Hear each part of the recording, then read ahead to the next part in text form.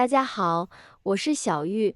在炎热的夏天，红豆、绿豆受到大家的欢迎，几乎家家都会隔三差五做着吃，熬解暑汤、熬粥或者做甜品都非常好吃。但是很多朋友在煮红豆汤的时候，红豆不容易煮开花，也不容易煮烂，有时候会花上一整天时间来煮，都煮不好。其实煮红豆也是有技巧的。煮之前，我们多加这几步：红豆软烂出沙，3分钟就开花了，香甜粉糯，超好吃，再也不用等了。夏日必备，亲人们一起跟着视频来看看我是怎么做的吧。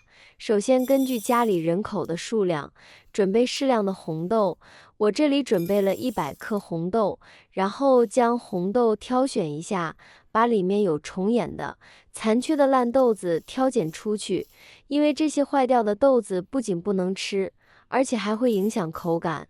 红豆的外壳比绿豆要坚硬许多。很多朋友在煮红豆汤的时候，都会提前1个晚上进行泡发。如果是绿豆泡上1个晚上，那第二天很多绿豆都会开始出芽了。而红豆泡了1个晚上之后，感觉体积也没多大变化，煮的时候依然很难煮开花。红豆挑选干净后，我们往里面加一点自来水，先洗去红豆表面的灰尘。在我老家农村，家家户户都会种上一些红豆啊，还有其他杂七杂八的豆类。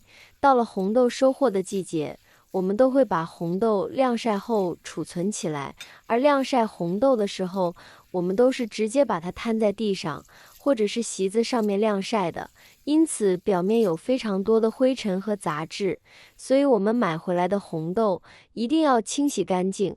洗红豆方法也非常的简单，只要用清水漂洗一次后，把脏水倒掉，跟着加1大勺面粉进来，用右手轻轻的抓一抓，让每一颗红豆都能裹上一层面粉。面粉主要由淀粉和蛋白质组成，当溶于水后，会形成具有粘性的溶液体系。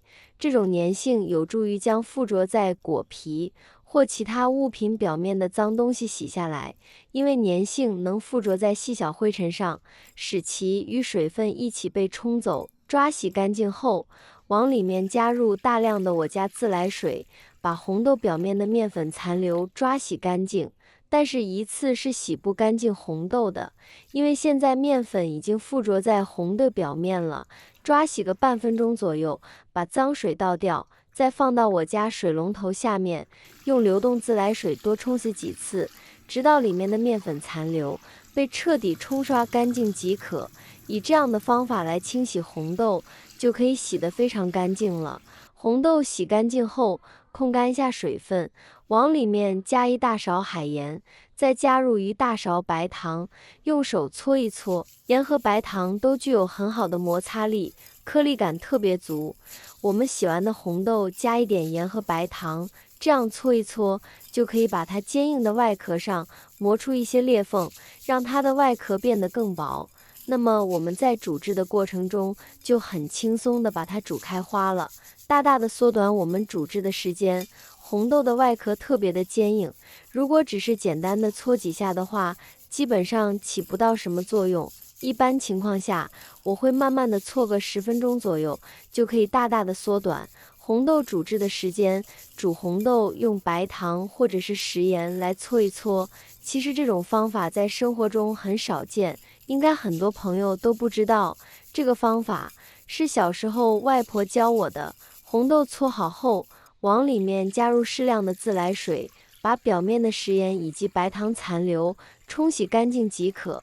因为红豆在很久之前就已经洗得非常干净了，所以现在我们只需要冲洗1次就好了。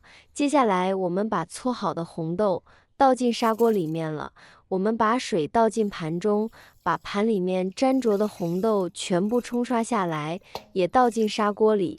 接着再往砂锅里面加清水，水的量要一次性加足，然后开最大的火来煮。煮的过程中用勺子搅拌搅拌。煮红豆的时候，我们用勺子搅拌搅拌，这样可以让勺子和红豆以及砂锅之间产生一个巨大的摩擦力，进一步让红豆的外壳变得更加的薄，或者是产生裂缝，这样又可以加速红豆开花的速度了。所以说，这搅一搅也是非常重要的，搅拌约60秒左右就可以了。还有很多朋友在煮红豆的时候都不清楚是冷水下锅还是开水下锅，其实正确答案是开水冷水都可以。我个人更喜欢冷水下锅，因为这样熬出来的红豆汤喝起来会更香浓，汤水的颜色也会更加好看。搅拌好后，我们盖上盖子，再煮上3分钟。我现在每天都用心分享做菜小技巧，亲们能不能给我个免费的爱心，鼓励一下？万分感谢您了。时间到，我们打开盖子，继续用勺子搅拌60秒左右。经过3分钟的煮制，红豆的外壳也变得柔软许多。这个时候，我们再用勺子搅拌搅拌，加大勺子和红豆以及砂锅之间的摩擦力，就可以进一步让红豆快速开花，也更容易出沙。所以说，大家千万不要偷懒哦，使出全身力气搅拌60秒后，我们把红豆盛出来看一看，可以看到有些调皮的红豆已经出现了裂缝、开花的现象了，并且红豆的体积也变大了一圈。捡起一颗，用手指轻轻的一压，就断成2节，甚至是多节。那么我们的红豆就已经完全熟透了。如果你想吃软烂开花的红豆，那么就再煮一会。如果你只是想喝汤色比较清淡的红豆汤，现在就可以关火出锅了。如果你想吃的再软烂一点，想让煮出来的红豆粒粒开花的话，我们就要再煮多10分钟左右。总之，煮的时间越久，里面的红豆就越软烂，出沙率也越高。我这个是煮到10分钟后的样子，里面的红豆汤颜色红的深厚浓稠了，香味也更浓郁了，红豆也已经变得非常软烂，可以看到有些已经断成了2节了。随便取一颗红豆出来，只需要用手指轻轻一捏，红豆就成了粉末状了。现在就可以趁热把它盛入碗中，美美的享用了。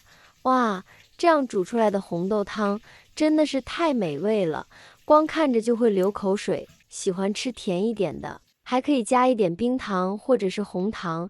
如果喜欢清淡的原味的，我们就直接这样饮用了。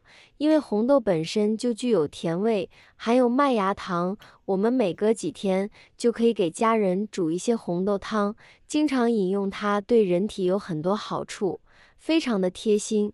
喜欢的亲人们可以收藏起来试一试哦。好了，今天的视频内容就分享到这里了，感谢您的支持，我是小玉，我们明天不见不散，拜拜。